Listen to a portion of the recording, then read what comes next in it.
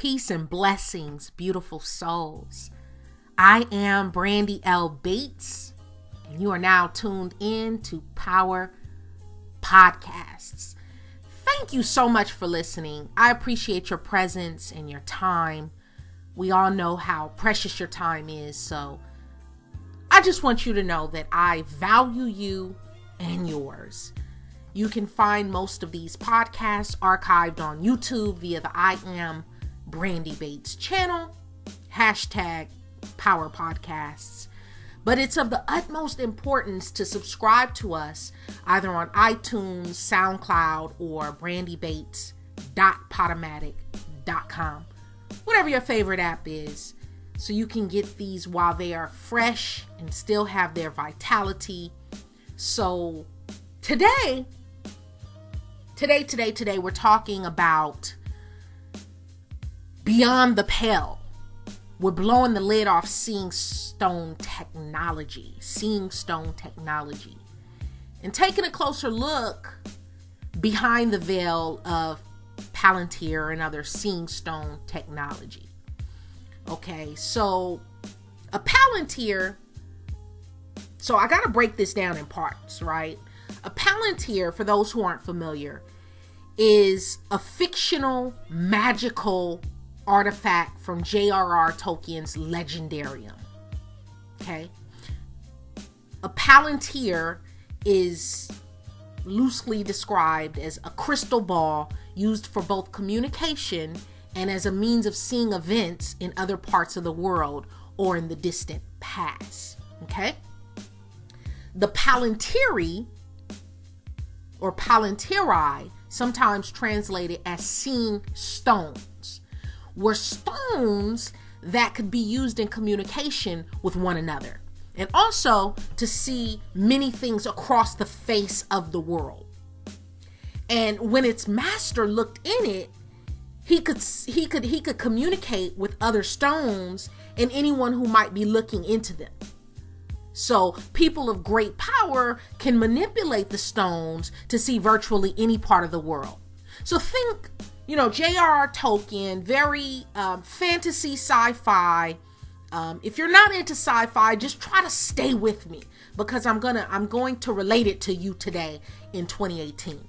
And think Alice through the Looking Glass. Looking Glass technology, folks, is a real thing. So this is the type of fantasy science fiction that we're talking about. Now, and actually I did a talk about this on one of the podcasts. I talked about Looking Glass technology. It's actually a real form of technology. But today we're talking about Palantir and a different type of seeing stone technology. That's what I'm calling it. Now, this is from the book. Again, science fiction, fantasy. Stay with me. 4 of the stones are known to have been lost. Okay? One by one, the stones vanished from public knowledge or were lost. This is according to the books. The purpose of the stones in general was dual, right? To communicate with one another, A, and to see afar, B. To communicate with one another. So if I'm in California and you're in somewhere in the Ukraine, we could communicate through these stones. Also, if I'm in Belize, I can see what's going on in Tokyo, Japan, with these stones, theoretically. Okay? Now understand, these are ancient relics of power. Okay? Ancient. Again, science fiction, but keep this in mind. So the Palantiri, in appearance, were dark, perfectly smooth spheres of varying sizes. Some were small and portable, while others, particularly the master stones, were too enormous to be lifted by men. So you're thinking like Stonehenge, pyramids of Giza type of thing. 7 wonders of the world type. Now, they were completely unmarked or unmarred, and even when unseated, they remained inviolable. Okay, the stones had these permanent holes and permanent poles which aligned with the center of the earth, with a permanent upper and nether poles. Okay, these stones, these seeing stones, had permanent poles which aligned with the core of earth, middle earth. Okay, just stay with me. Now, I promise you don't have to go back and read, Lord of the Rings, but I'm just trying to give you some background to what Palantir is. Now, these stones can't pierce minds. They can't read your mind for the transference of thought, or, all of that depends on your will, your motivations, your heart, right? Your intentions. But my question is, how fictional is it really? Could the Palantiri be a reference to an actual real technology? That's at the core and the heart of this podcast. Now let's recap. A Palantir is a seeing stone in J.R.R. Tolkien's The Lord of the Rings, right? A dark orb used by Saruman. For those who don't know, he's the bad guy, the evil guy, the nemesis, the antagonist, to be able to see in darkness or blinding light. Okay? Palantir means one that sees from afar, a mythical instrument of omnipotence. Right? Right. Stay with me. Palantiri seeing stones from J.R.R. Tolkien's Lord of the Rings, orbs that allow the holder to gaze across vast distances to track friends and foes. Now, here we are in 2018. Palantir Technologies is a private American software and services company which specializes in big data analysis. Okay? Headquartered in Palo Alto, California, for those who don't know, home of Silicon Valley. You have your Google, you have your Facebook, you have your Uber, all of these companies are in Silicon Valley, right? All these little cute little startups. But this company is known for two projects in particular: Palantir Gotham and Palantir Metropolis. Two separate products. Makes you think of Batman.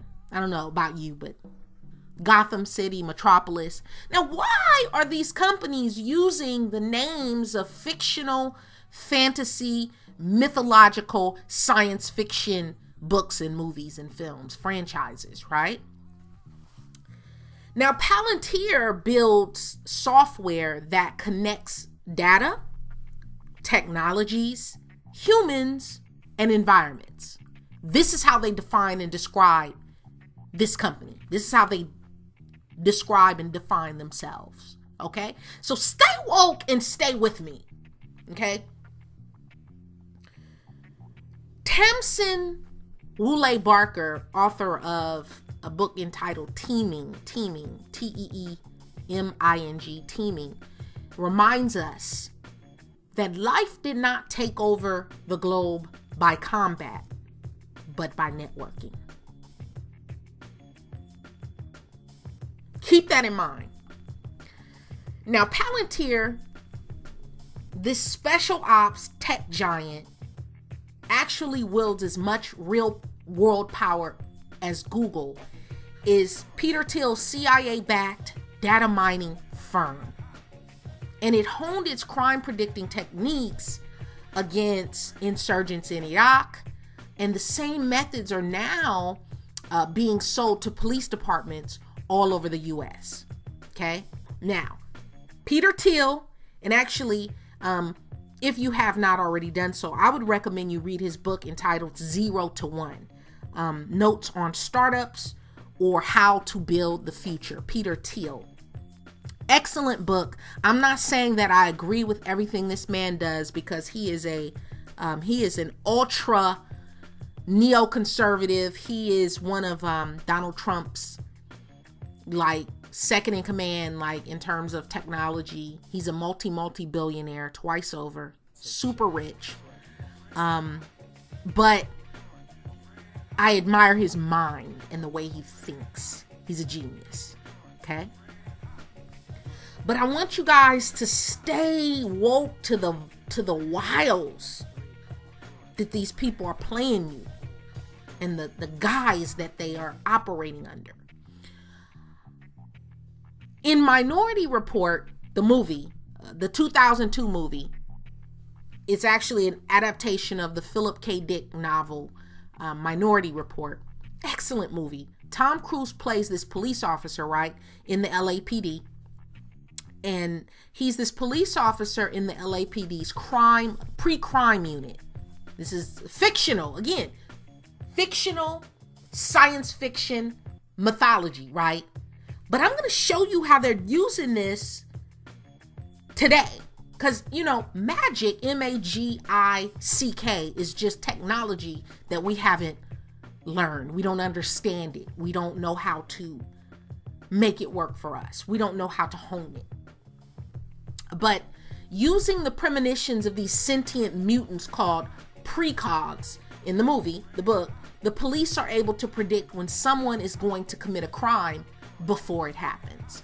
And they come swooping down from these helicopters and they arrest people on the street before they can do anything. So theoretically, in Minority Report, you know, your crime is that you thought about it. Even if you thought about stealing that piece of candy, or you thought about raping that woman, or you thought about murdering someone, you would be arrested, because they use these psychics to recognize and predict who's gonna do some shit before they do it. Okay? Now, again, back to Palantir. Palantir, CIA backed. And we know that it's CIA backed because the CIA funded it. They continue to fund it. They were started, I want to say, in 2004. Here we are in 2018. Palantir is Minority Report come true. And it's all powerful, yet no one even knows it exists. And I'm bringing it up now because we had this Cambridge Analytica scandal to break this weekend, right?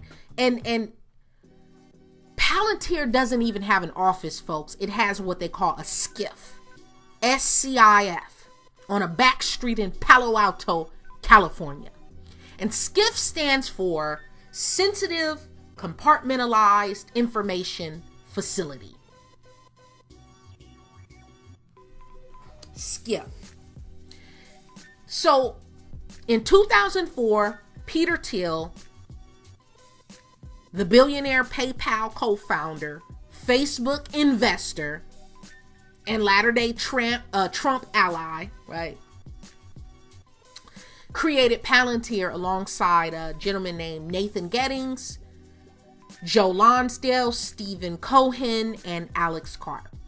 And their intention was to create a company that took big data somewhere no one else dared to go. And back in 2013, Karp, Palantir's CEO, announced that the company wouldn't be pursuing an IPO. So they were like, you know what? We're not going to go public because going public would make running a company like this very difficult. That's what they said. They said, right? So if you haven't already seen the movie Minority Report starring Tom Cruise, please go back and watch it. Or watch it if you've seen it already. Watch it again. If you have not seen it, find it on YouTube or Netflix or Amazon Movies, Yahoo, whatever. But it's quite thought-provoking. It's a glimpse beyond the pale. Minority Report. Palantir tracks everyone, folks, from potential terrorist suspects to corporate fraudsters. In fact, Bernie Madoff was imprisoned with the help of Palantir. Child traffickers and what they refer to as quote-unquote subversives. But it's all done using prediction. That's right, folks. prediction, as in fortune telling, as in runes, as in crystal balls. So it's really the intersection of sci-fi and forensics, big data, and technology. That's why I tell you,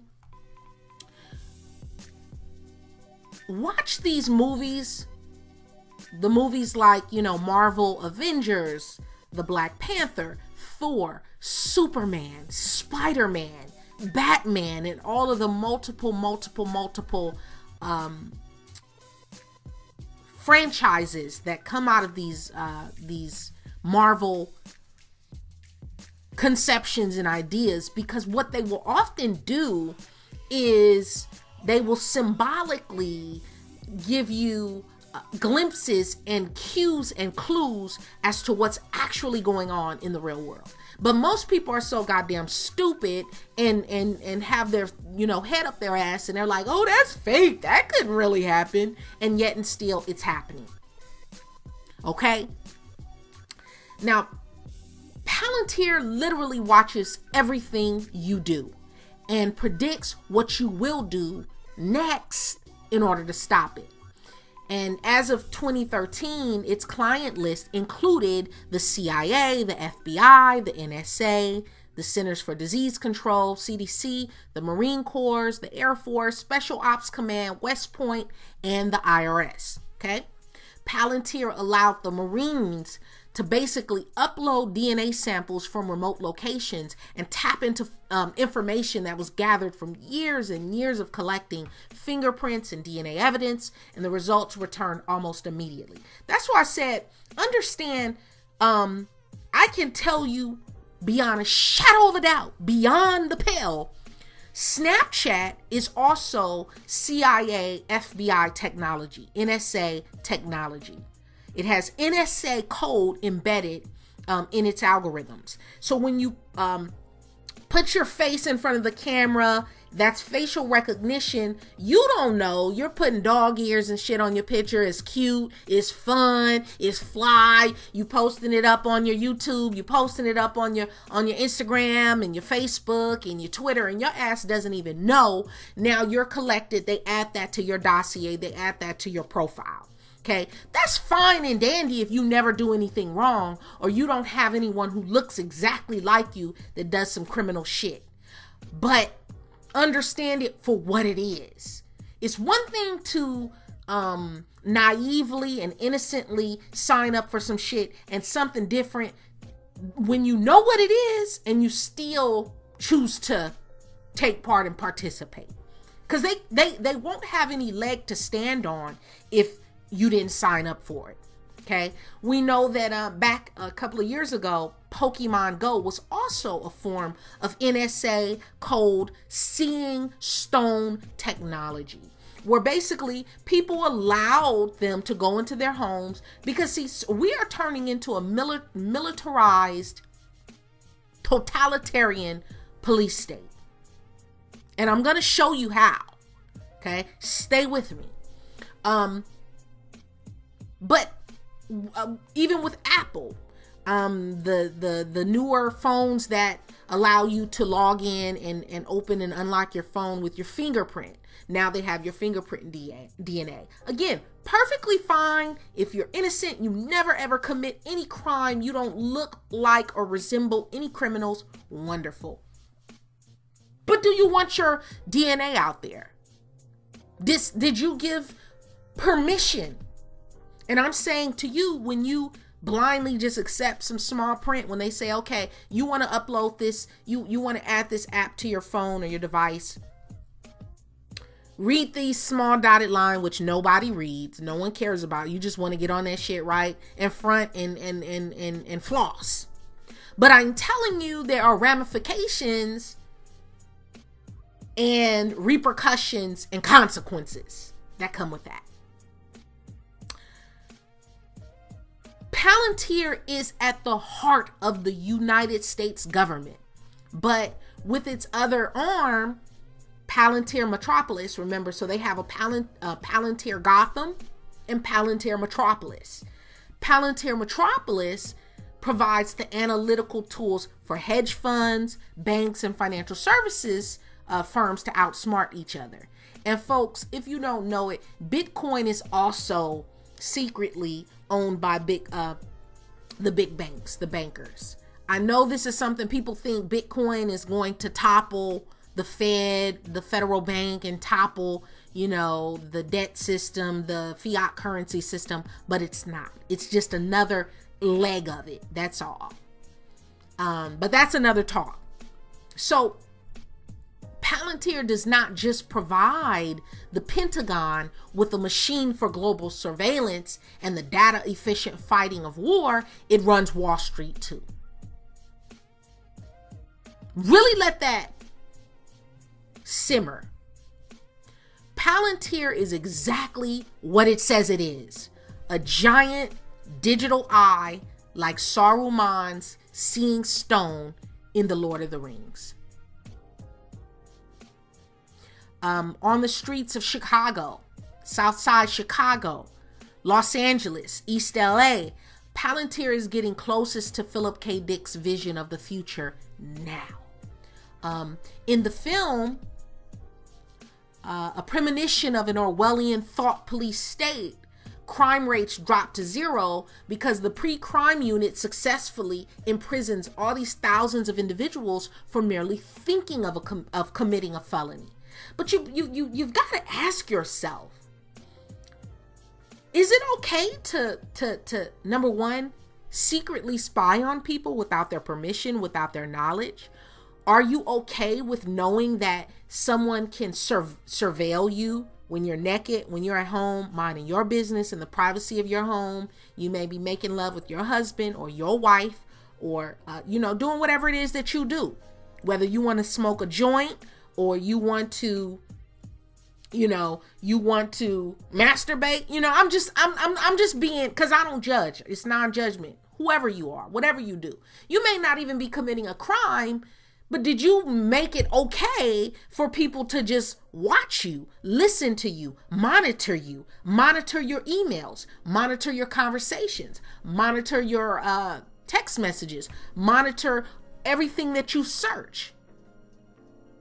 Is the thought of committing a crime, is that actually committing the crime?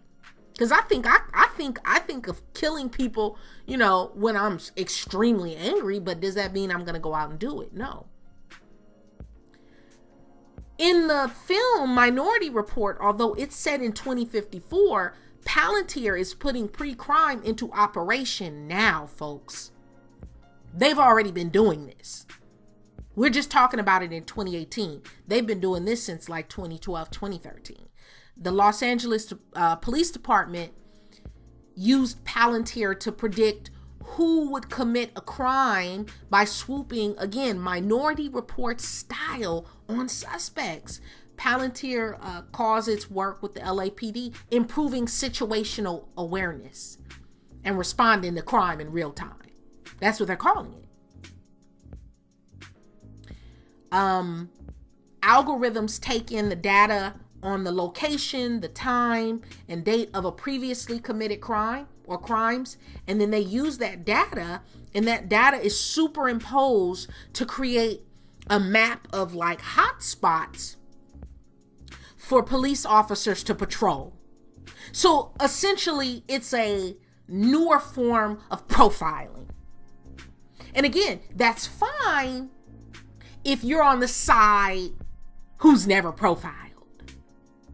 That's great if you don't resemble or look like someone who may potentially be a criminal. That's fine if you are a perfect human being who never does anything wrong or even thinks about doing anything wrong. You're perfect. There was a 2013 video about predictive policing, quote unquote, predictive policing by the National Science Foundation. And it featured this officer explaining how they used one of these maps to prevent an assault before it happened. That's what he said, right? But military grade surveillance technology has now migrated from Fallujah to the suburban neighborhoods of LA.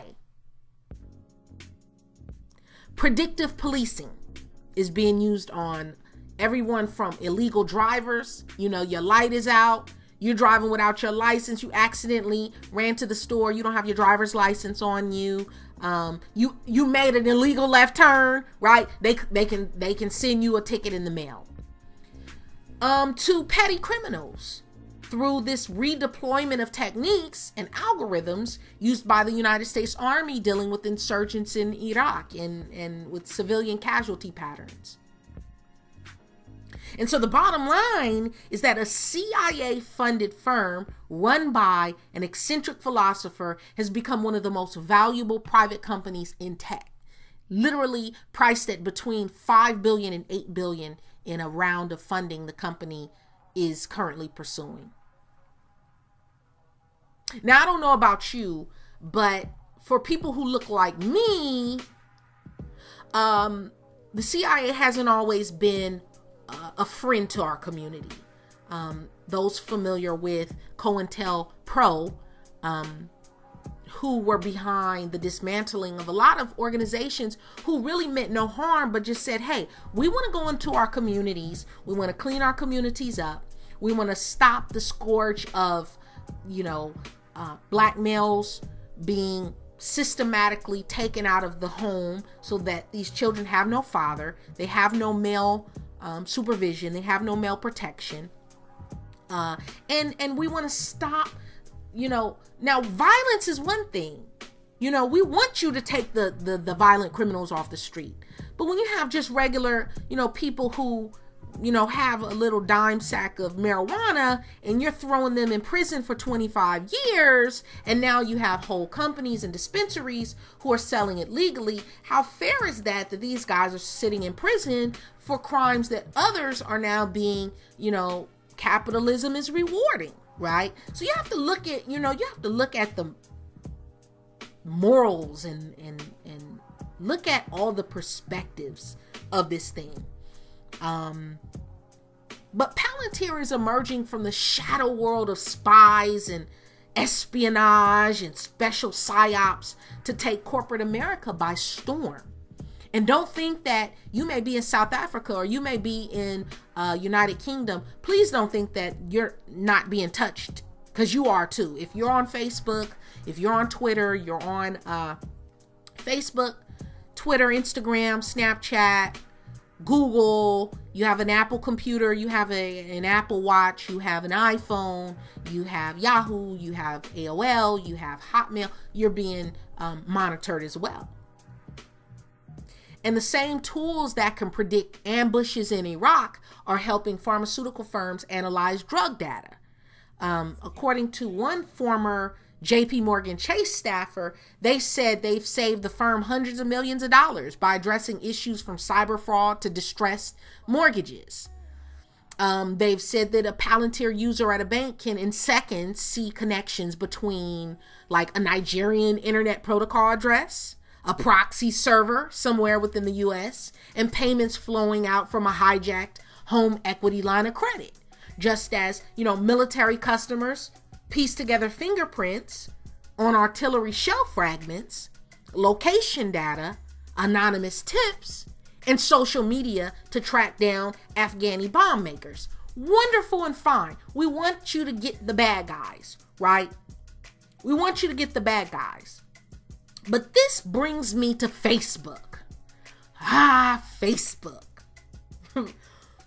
Facebook and the Cambridge Analytica scandal. March 2018. So the cat is out the bag. We're looking beyond the pale. The veil has been lifted. And we're looking and talking about data mining technology. The NSA, the FBI, and the CIA. And how does it relate to you in your everyday comings and goings? Palantir's advisors include Condoleezza Rice, former CIA Director George Tenet, who said in an interview that he said, I wish we had a tool of its power before 9/11, as if they didn't, right? General David Petraeus, the most recent former CIA chief, He described Palantir to Forbes as a better mousetrap when a better mousetrap was needed. And so that brings me to the question, what is a seer? People talk about magic, magic, brujeria,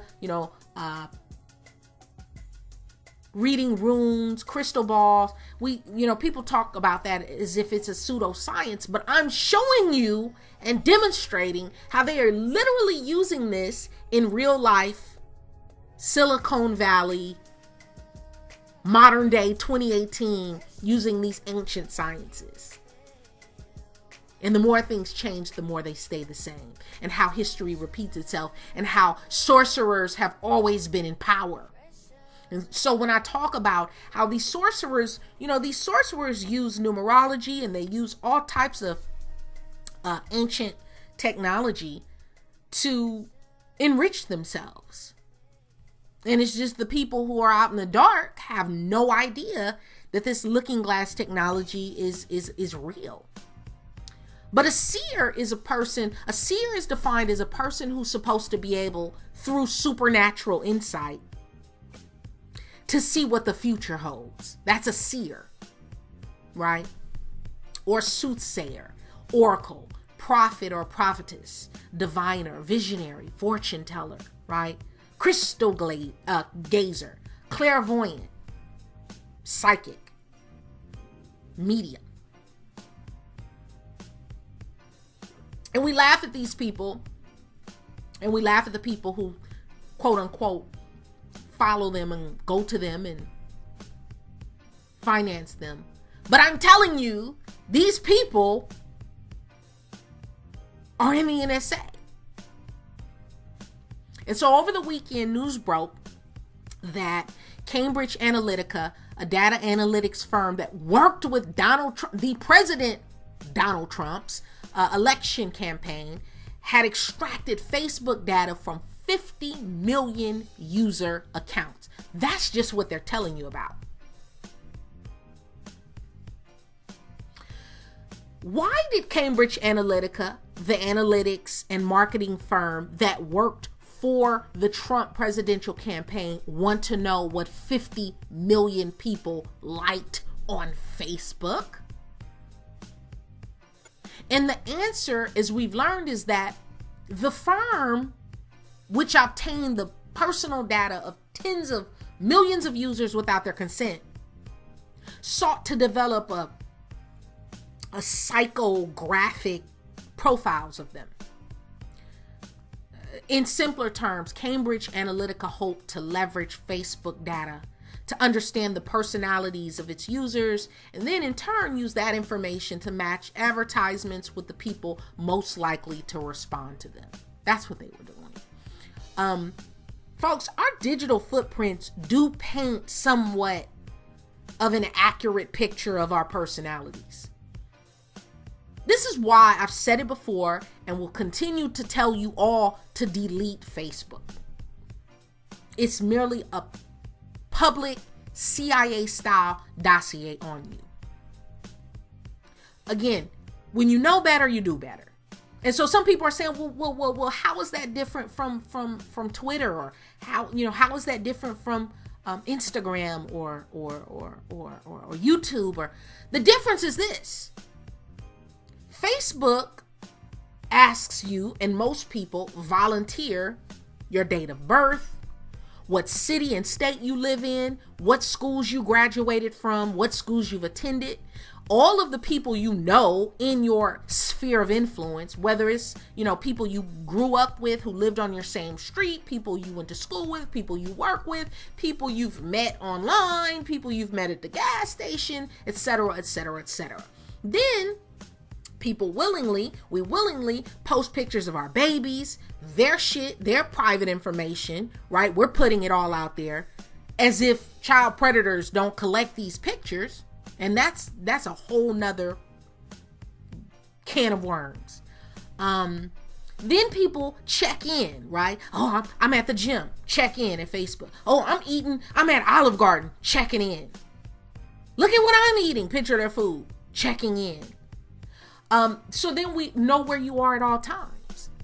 And Facebook is unique in that it is literally a public CIA, FBI style dossier that you willingly volunteer.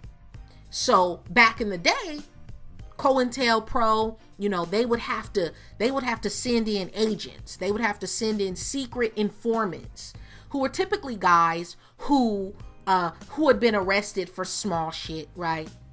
Driving without a driver's license, you had a warrant for speeding, or you got caught with some dope or whatnot, and what they would do is say, hey, you're gonna go serve some time. You going to the big house, but if you give us the information about what the Black Panthers are doing, or what these guys, these Black Muslims, these so-called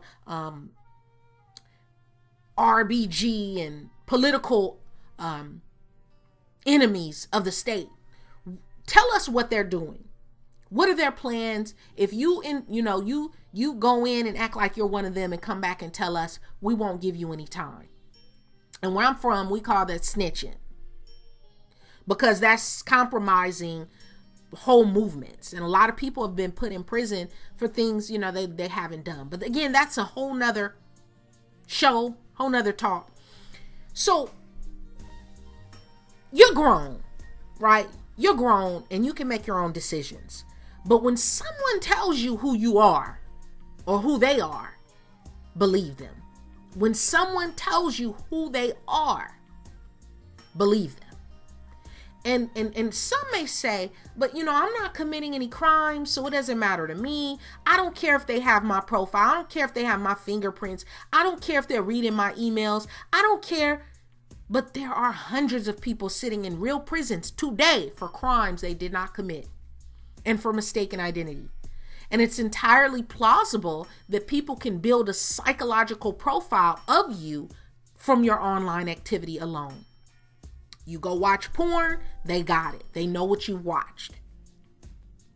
You do online banking, you gamble online, you're surfing the internet, going places that are, a little shady.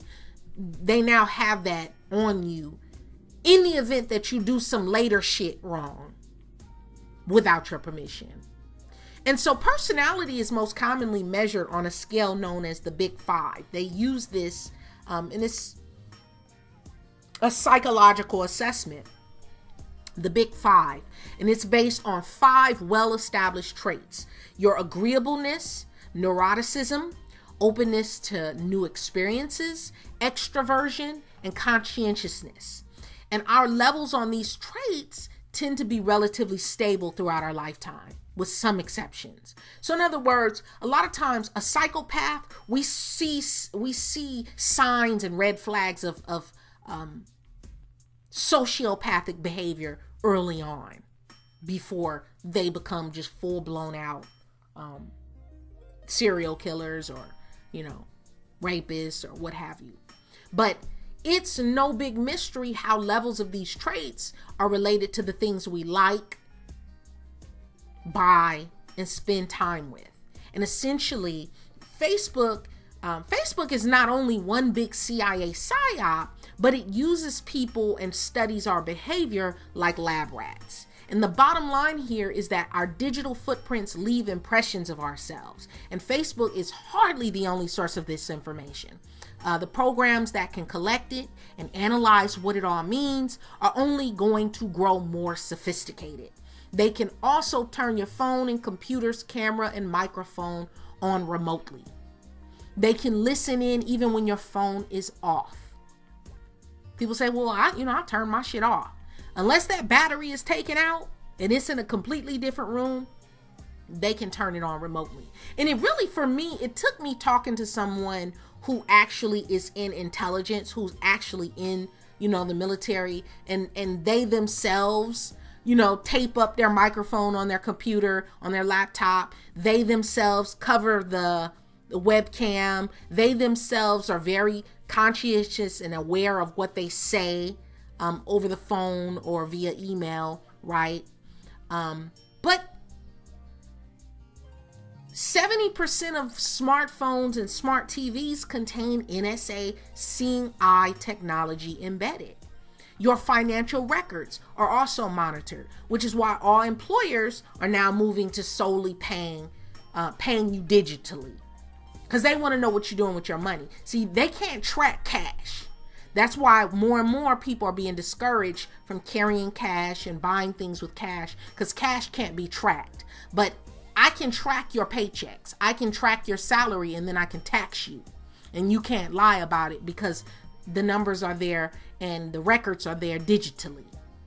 Now, if you'll recall, the NSA PRISM program taps into user data of Apple, Google, and others, which allows, officials to collect material, including your search history, the content of your emails, file transfers, live chats. Collectively, the companies basically cover the vast majority of all online email, all search engines, video and communications networks, with the exception of a few like DuckDuckGo. I don't think they can track that.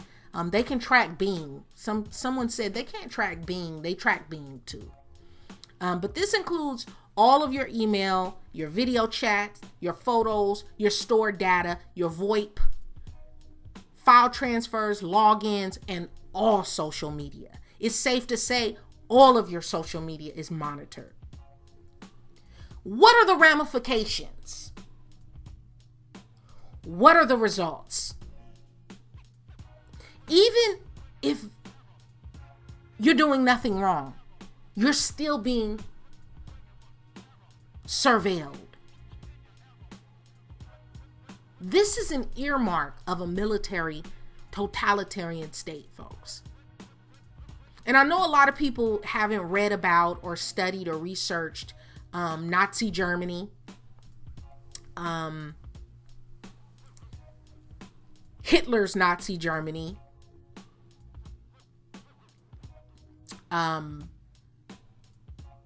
old China, North Korea, but literally your rights and civil liberties are being whittled away. And that may not be important to you, but seeing eye and seeing stone technology means there is no privacy. It is Big Brother. We know for a fact that the NSA PRISM program included data from Gmail, Facebook, Yahoo, Hotmail, Skype, Apple, YouTube, AOL, Microsoft, and the list goes on. And I believe that it criminalizes all of us. I believe that this removes any semblance of privacy or rights. Where do you draw the line? I don't want someone, because what happens when it's some asshole, who's behind the camera, secretly getting off to turning on your daughter's laptop and looking at her while she's getting out of the shower? Where do you draw the line? The NSA is part of the military. The military has been granted unprecedented access to civilian communications. We know that Facebook is owned by the government. Facebook and Google are paid to spy on you, to collect passive data on you. This is seeing stone technology.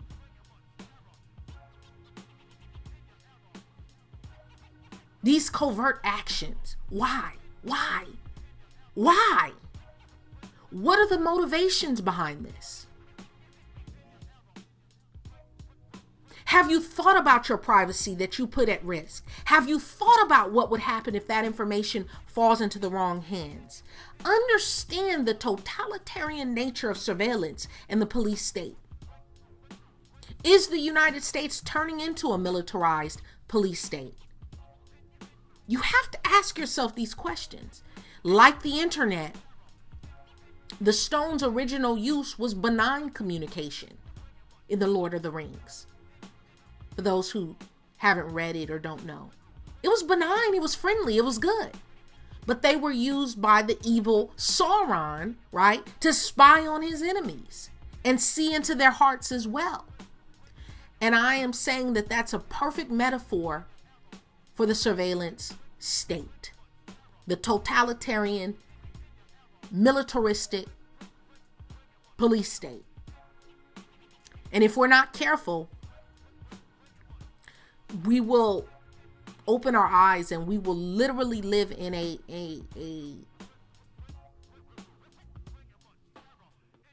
Nazi Germany-like existence. So thank you for listening. Please go back, cop 0 to 1 by Peter Thiel. Read this book. Take a lot of notes. Take copious notes. If you're an entrepreneur or you have a startup, it's an excellent book because the man is a genius. Even though I believe he's an evil genius, he's a genius. Okay. And then turn around and go watch Minority Report starring Tom Cruise. Watch that movie. Take copious mental notes. And then you can, I mean, there's tons of material on YouTube. There's tons of research online while it's still free, while it's still available. Stay woke, understand the game, get off of these sites that are monitoring you. Be careful about what you say online, on email.